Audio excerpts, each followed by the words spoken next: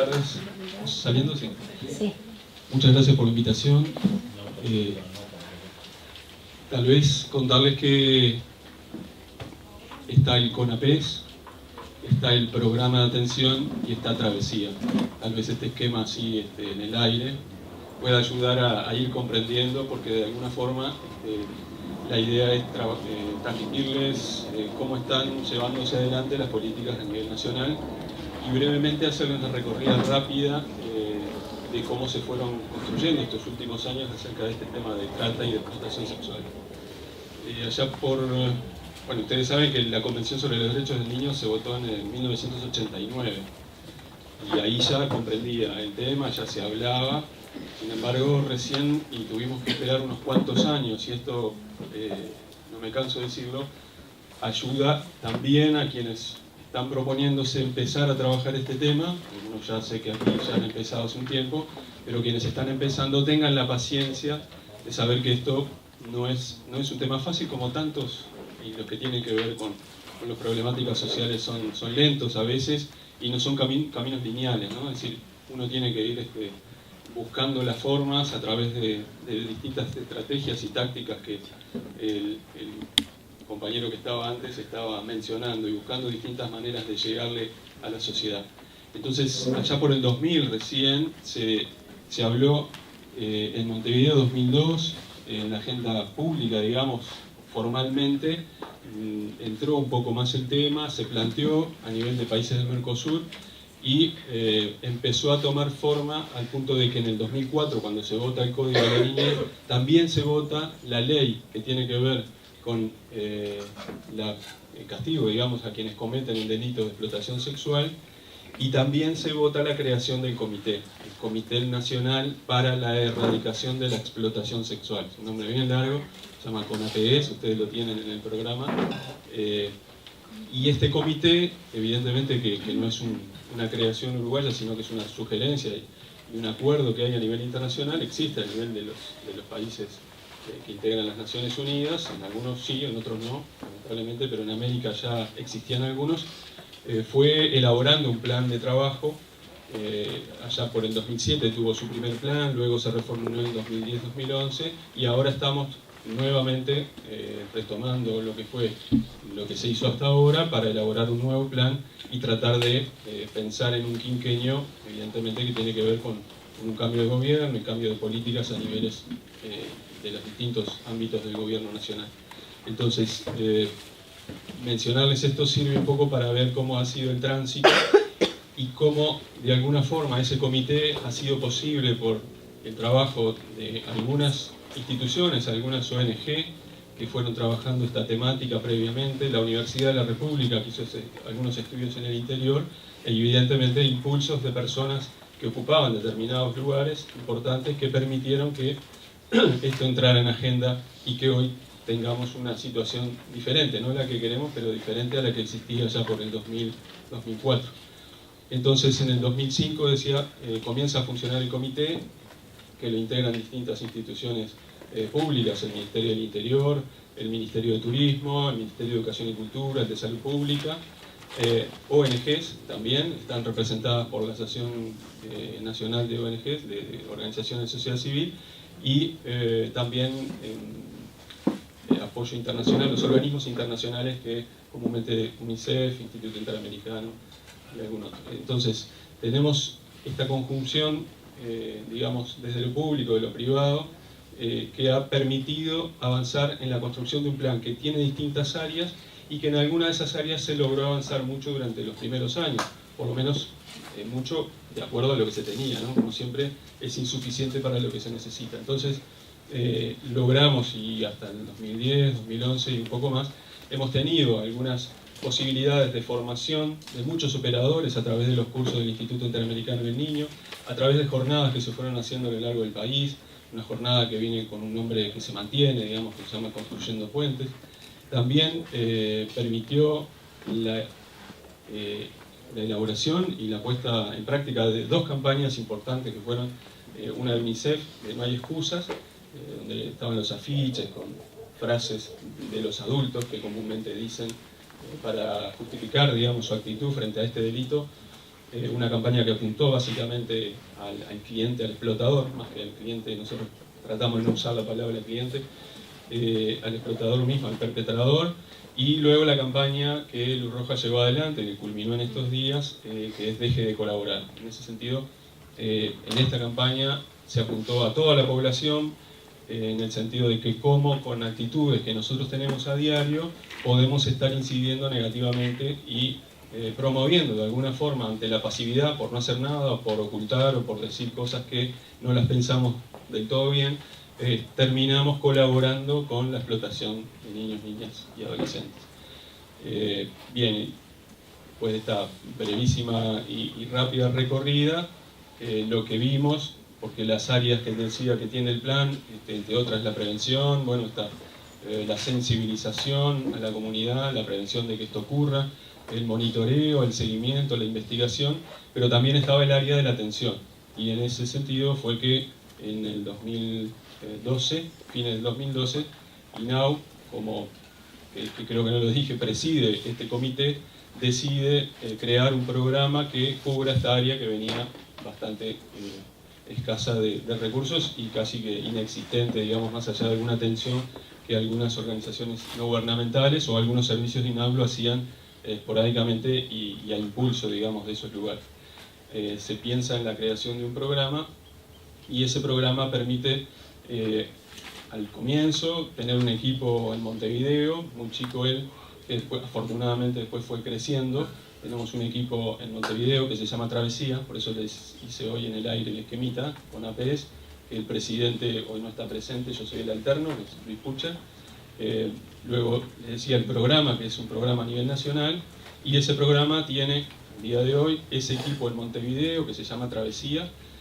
Hay otro equipo en Paysandú que depende de la dirección departamental de INAU de Paysandú, pero que recibe los lineamientos programáticos de este programa, y las dos organizaciones no gubernamentales contratadas por INAU a efectos de asesorar a los equipos que trabajan en el interior, pero que todavía no están suficientemente preparados y que necesitan del asesoramiento de ONG que están preparadas al respecto. Entonces, durante el año pasado, ellas y algunos compañeros también han ido al interior, han hecho jornadas, tuvimos más de 26 jornadas en total en todas las ciudades departamentales, y en segundas ciudades también se hicieron, donde se sensibilizó y se trabajó con los operadores y gente también de la comunidad que tenía interés sobre el tema, y luego se acompañaron algunas situaciones que iban surgiendo y que equipos, ya sean de INAU o de liceos o de algunos clubes de jóvenes o de niños, requerían, y a demanda de ellos requerían el asesoramiento.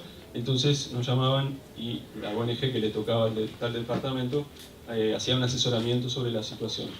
La ampliación este año del convenio, es decir, más dinero para tener más posibilidades de trabajar con las ONG, permite al día de hoy que estas ONG acompañen en la atención directa en algunos departamentos de nuestro país, en donde nosotros entendemos que es más necesario, acompañando y formando a la vez, porque la idea es dejar personas formadas para luego que puedan independizarse de las ONG, de forma tal de que, bueno, después de la formación puedan hacer una atención directa y, bueno, y de mejor calidad en cada una de sus ciudades y en cada uno de los departamentos.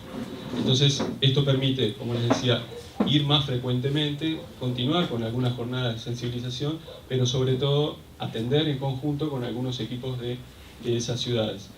Y en los que no atienden directamente, seguir con el asesoramiento y la formación de aquellos técnicos que están más involucrados en la temática. Nosotros en este momento, en este mes y en el que le sigue, en estos días, mes de mayo, vamos a seguir recorriendo el país junto a las organizaciones para hacer entender a los directores departamentales que también los recursos a veces, desde el punto de vista humano, son escasos, que se necesitan por lo menos referentes que tengan que ver con este tema. Así que contemos con A y B para saber que esos se van a formar más sobre la temática y tal vez no puedan trabajar todo su tiempo dedicado a este tema, de acuerdo a las necesidades que tenga cada departamento, pero sí van a contar con algunas horas para trabajar sobre la temática de explotación sexual.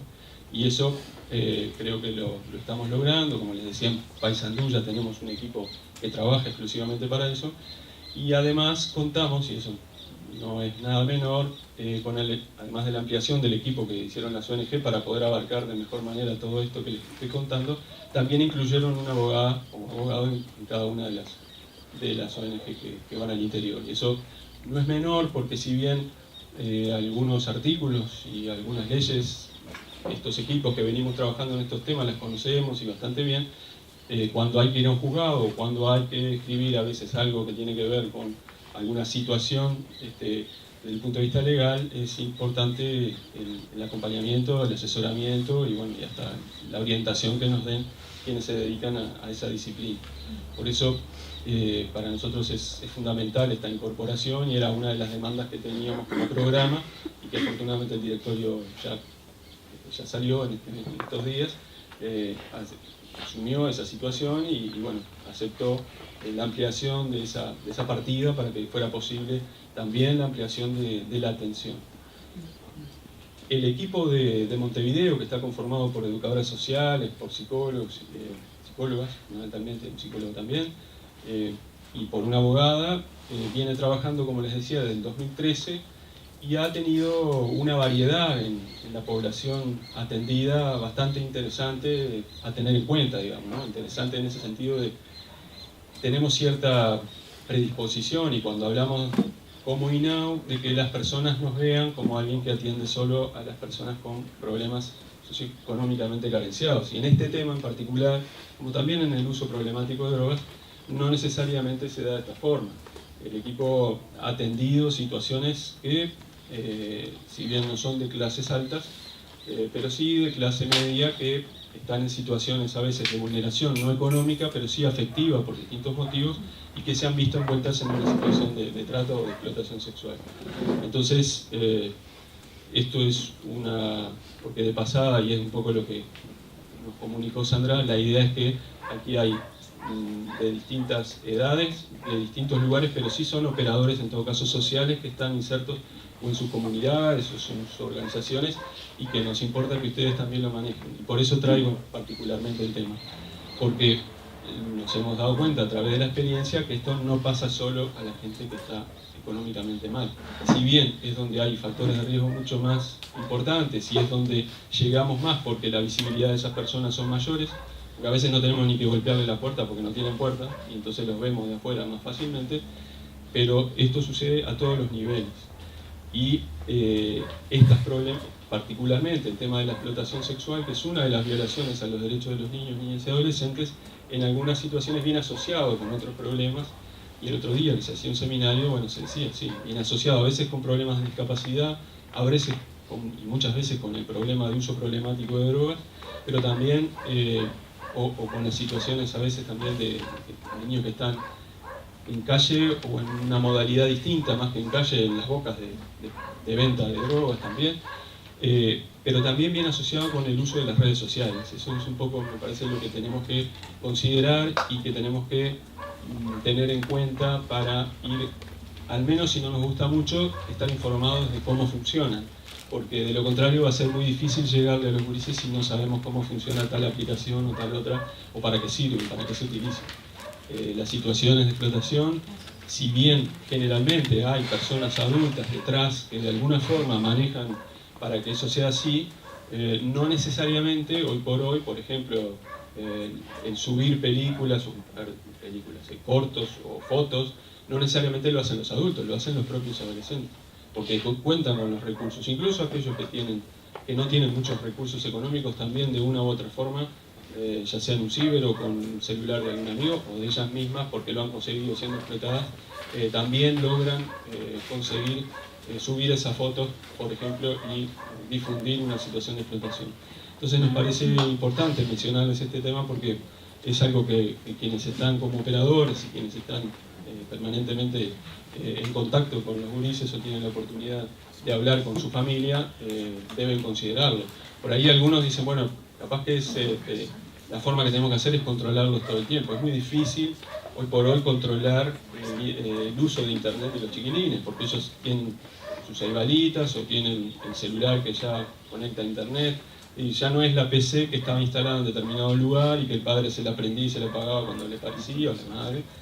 sino que ahora hay múltiples formas de conexión de los gurises y por lo tanto entonces tenemos que apuntar más a un consumo responsable, en este caso de las redes sociales y bueno, y obviamente estas cosas que ustedes permanentemente seguramente hablan de estar más cerca de los gurises y bueno, y ver cómo podemos estar en contacto con ellos. Así que mencionarles entonces la realidad, por un lado, del equipo de Montevideo en un trabajo de acompañamiento permanente que tiene con las derivaciones que le llegan. Yo les traje, después se los reparto, unos trípticos que han elaborado el equipo de Travesía para difundir un poco la atención que ellos realizan, pero también hay los indicadores cuando se ven que están en alguna situación de explotación, cuando piensan que cómo pueden hacer para recurrir a la ayuda, en fin.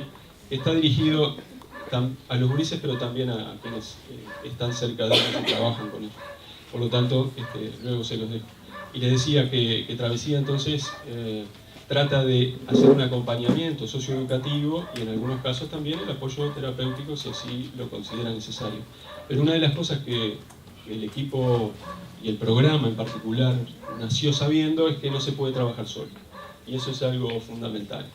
Nosotros como equipo sabemos que en este tema, como en muchos temas, tal vez estamos, y esto lo estamos reviendo en INAU también, tampoco en el uso problemático de drogas o en la discapacidad se puede trabajar solo. Entonces, estamos pensando en cómo hacer una unión, digamos, de estos programas que INAU tiene y cómo hacer para atender de forma integral al niño de manera de no decirle, bueno, si tenés un problema de droga, anda para allá, y si tenés de explotación, anda para allá, y veamos cómo trabajamos en conjunto. Entonces, en este programa en particular, que nace ya con esa idea y con esa perspectiva, cuando tiene una derivación, que la hemos tenido de distintas instituciones, no solamente de INAU, lo que hacemos es trabajar mucho con el equipo que nos derivó.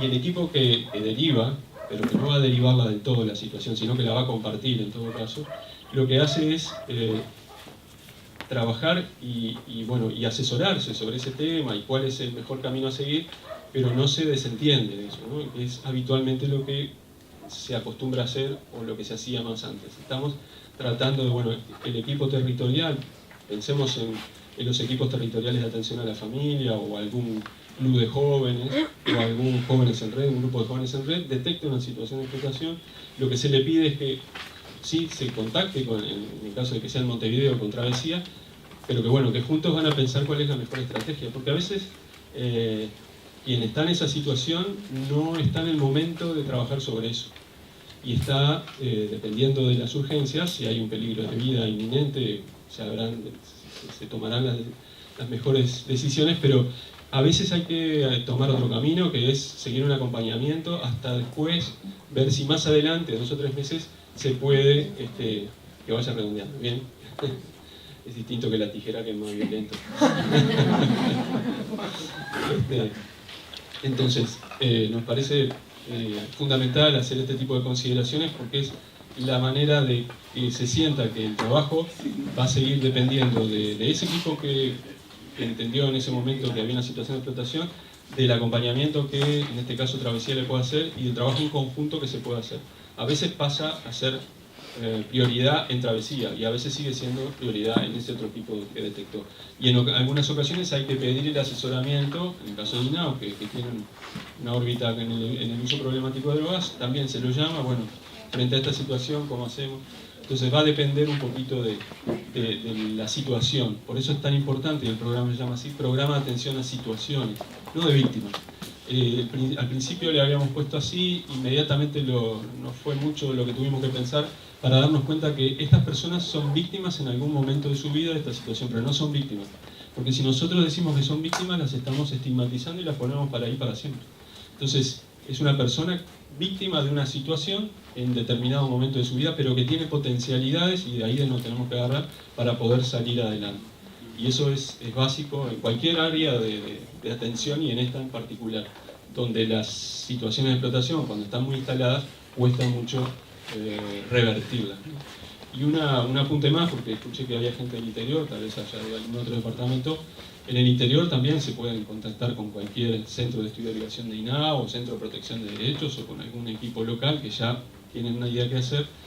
Y también se dan situaciones muy particulares y estamos viendo muchísima eso no hablé, pero de repente después en el diálogo, si es que lo tenemos un ratito, podemos ver, hay muchísimas más de las que imaginamos. El año pasado llegaron a través de las organizaciones y de travesía 126 situaciones con nombre y apellido para ser atendidas de una u otra forma.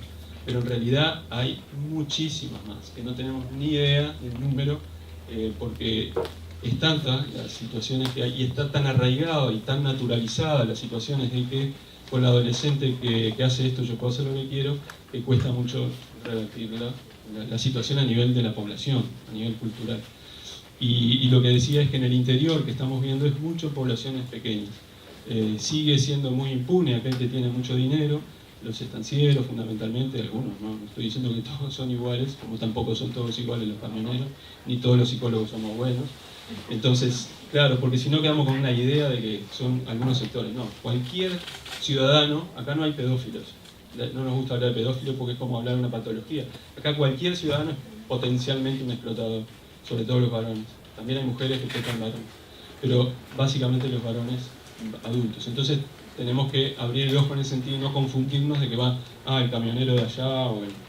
Entonces, abramos el ojo y les decía eso, que en el interior y en poblados pequeños hay muchísimas situaciones, también a ver que estamos tratando de, con el equipo de Paysandú básicamente y otros equipos, de abrir el ojo y ver cómo podemos llegar a esa población que está, cuanto más pequeña, más difícil de llegar, es mucho más cerrada, entonces se hace más complicado para llegar a la población. Yo no bueno, es por nada, pero dejo por acá el señor de las tijeras hace ruido de afuera. Está bien. Muchas gracias.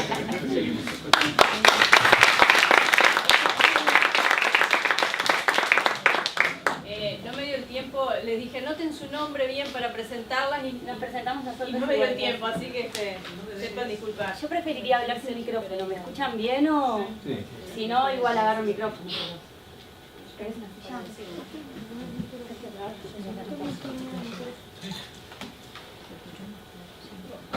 Así estamos más cerca. De trabajar en equipo a veces con estas situaciones. Bueno, buenas tardes. Yo me llamo Luciana Boni, mi compañera Alejandra Marini. Soy educadora social y educadora sexual.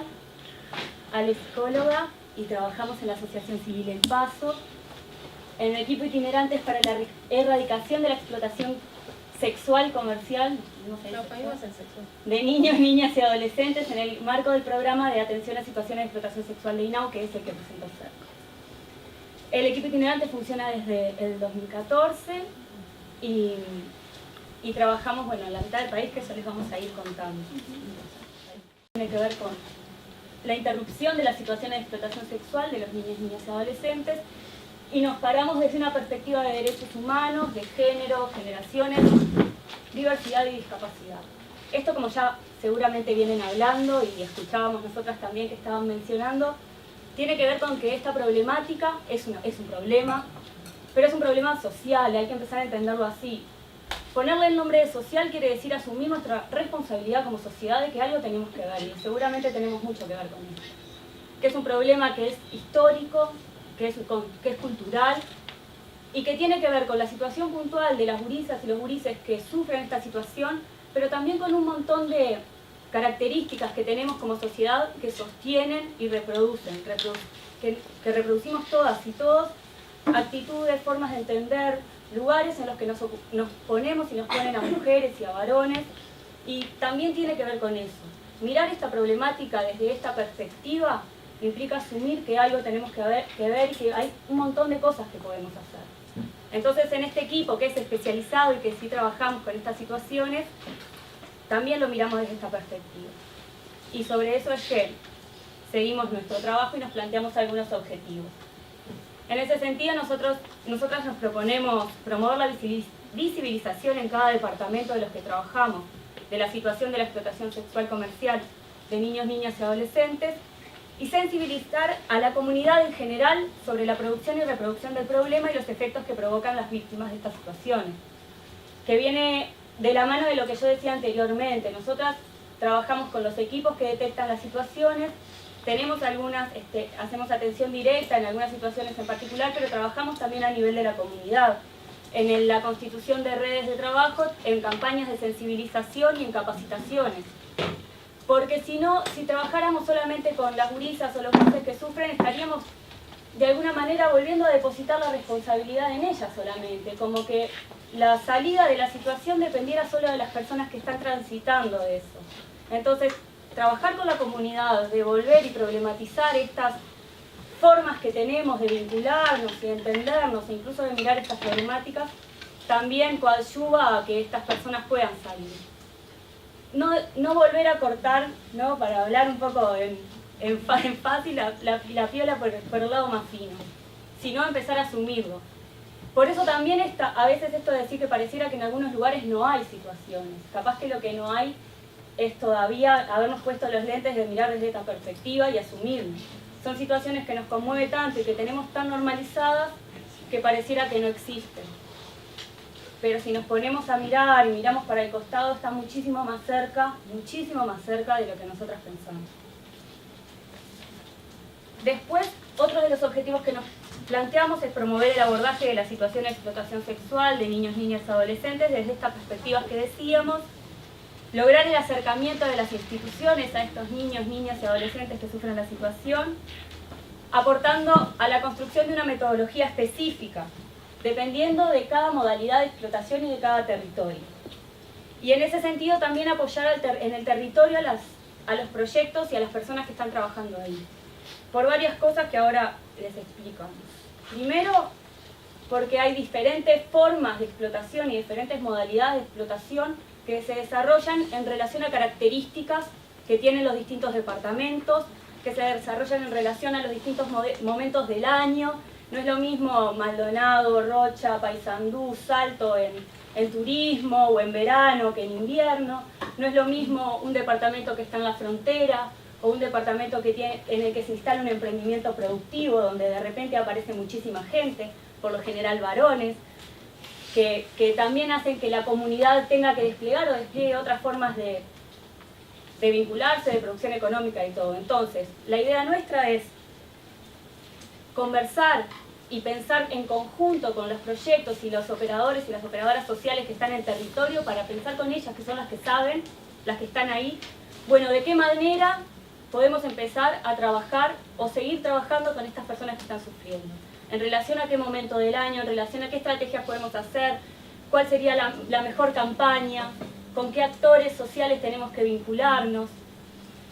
Y también asumir que las personas que sufren explotación sexual, las gurisas y los gurises tienen otras dinámicas que también hacen que nosotras tengamos que ir a territorio, que hacen que tengamos paciencia, que hacen que expresen su daño de una manera que nos impliquen a nosotros repensar nuestra forma de actuar y nuestra forma de trabajar con ellos.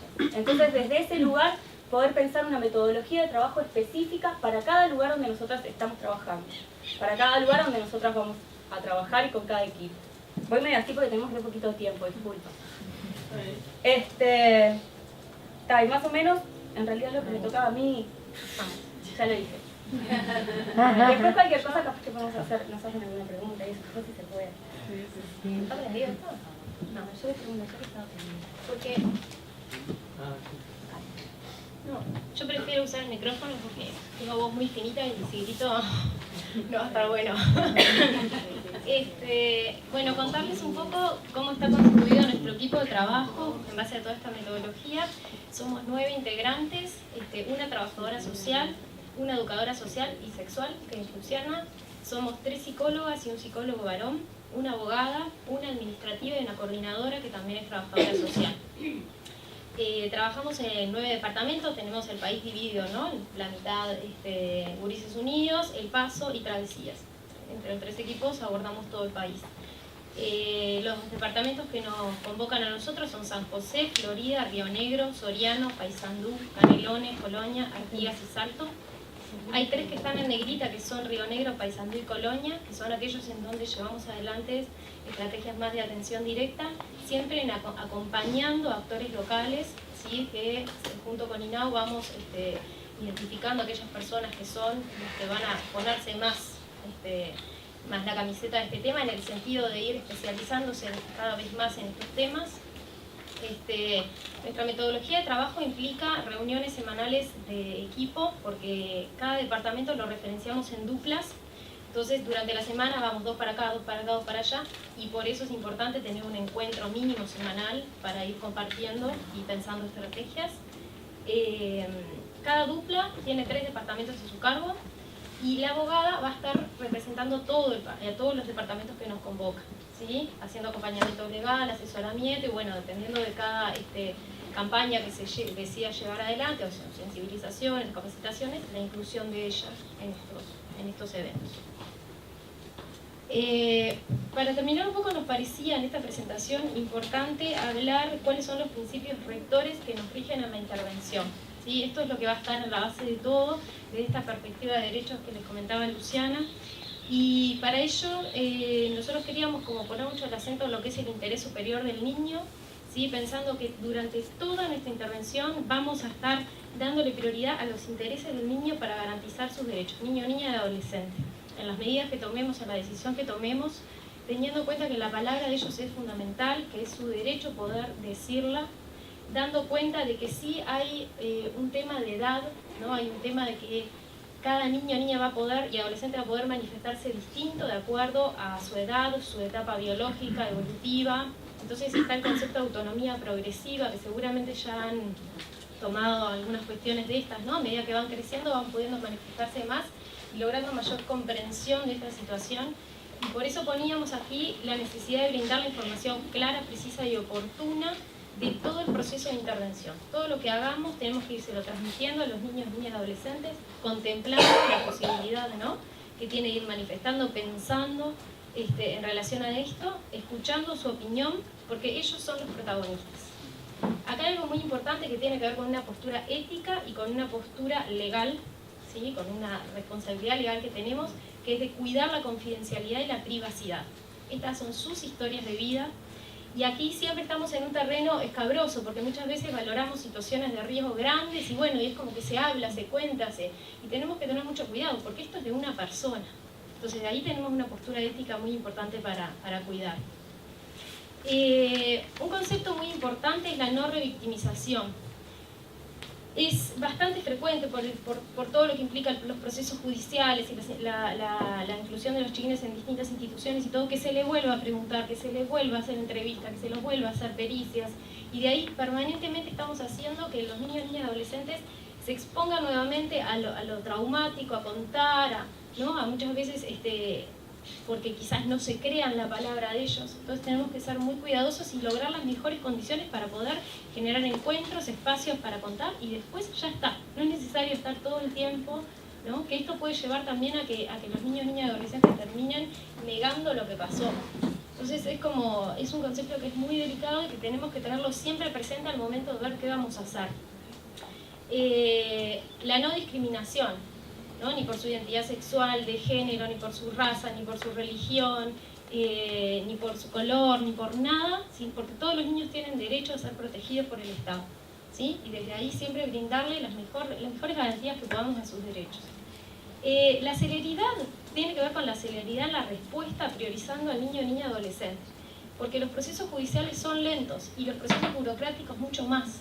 Entonces muchas veces necesitamos tomar acciones y en realidad es como difícil ver, ¿no?, cómo las tomamos cuando tenemos que esperar a que venga esto, venga la otra. Y ahí siempre estamos como una encrucijada, ¿no? Volver siempre al principio rector de que lo que más interesa es el niño, niña y adolescente y su bienestar. Proporcionar asistencia y protección adecuada a las necesidades de su edad, lo de la autonomía progresiva un poquito. Y cuando nos encontramos con niños que por todas estas situaciones se ven en la necesidad de integrarse en el sistema de amparo de INAU, ¿no?, en los hogares, en los programas de acogimiento familiar, tener presente que siempre es la última medida a considerar. El derecho principal es a vivir con su familia. Si hay una valoración de que eso los pone en riesgo, se toman estas medidas, pero siempre se va a estar trabajando para apuntar a restituir ese derecho. Es mucho más dañino para un niño o niña adolescente el estar fuera de su lugar de origen, que es de donde se ha constituido. Entonces hay que ir pensando muy bien con ellos, ¿no?, quiénes son los referentes familiares más significativos, qué posibilidades hay de un reingreso a su familia o no. muchas veces y nos encontramos con que son las propias familias las que están perpetuando el delito, entonces ahí tenemos, ¿no?, todo un conflicto, y bueno, habrá que ir junto con el niño o niña adolescente pensando y buscando y evaluando y valorando si están las condiciones para volver o no. Son niños, niñas, adolescentes, muchas veces hay que tomar decisiones por ellos en este sentido, lo cual no significa no escuchar su opinión, ¿sí? Porque ahí a veces es como, bueno, es verdad, es una situación de riesgo, hay que ir pensando y viendo qué es lo mejor. Niños, niñas y adolescentes no acompañados.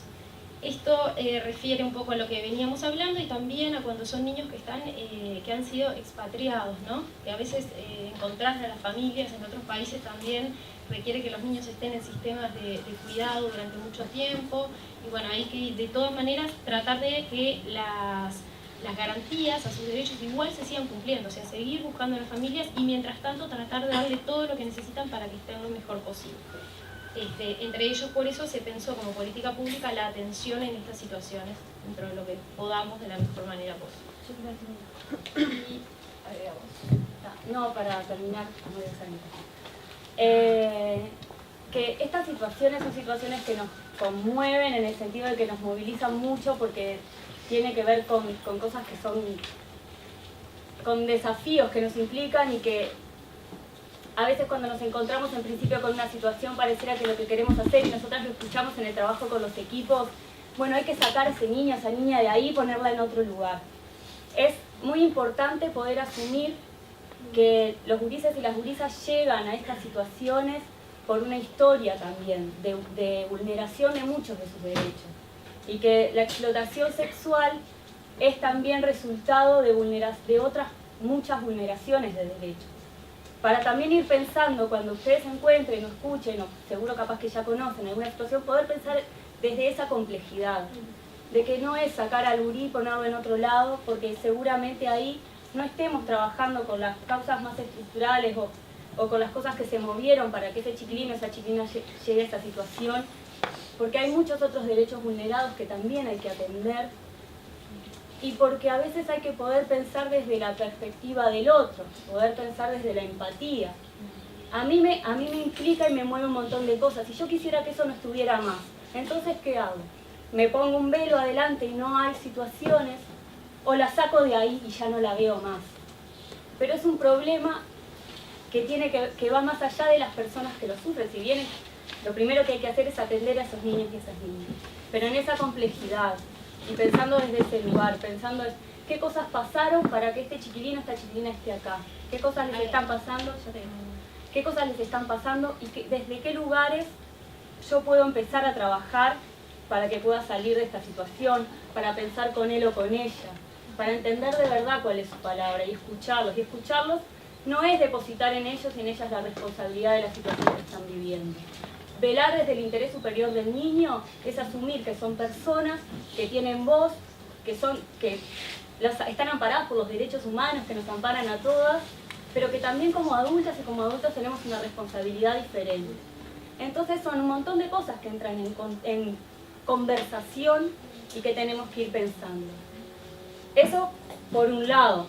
Y, bueno, sí, no, y agregarle nomás que no olvidemos que estamos hablando de su mamá, su papá, su abuela, su abuelo, que son vínculos afectivos muy fuertes. Entonces siempre estamos metiéndonos en una complejidad de niveles afectivos y de apego muy importantes. Entonces cuando hablamos de una separación de un niño, estamos metiéndonos en ese campo, ¿no? Por eso es importante y por eso es lo que está de base en esto de pensar que el derecho principal es vivir en familia. Y tal, como para terminar, en realidad agradecerles la invitación. Es de suma importancia para nosotras que trabajamos como específicamente en estos lugares, saber que existen personas comprometidas, que asumen su responsabilidad y que están interesadas en pensarse, porque tiene que ver con pensarnos como sociedad todo esto, y bueno, dejamos a las órdenes para cualquier otra invitación.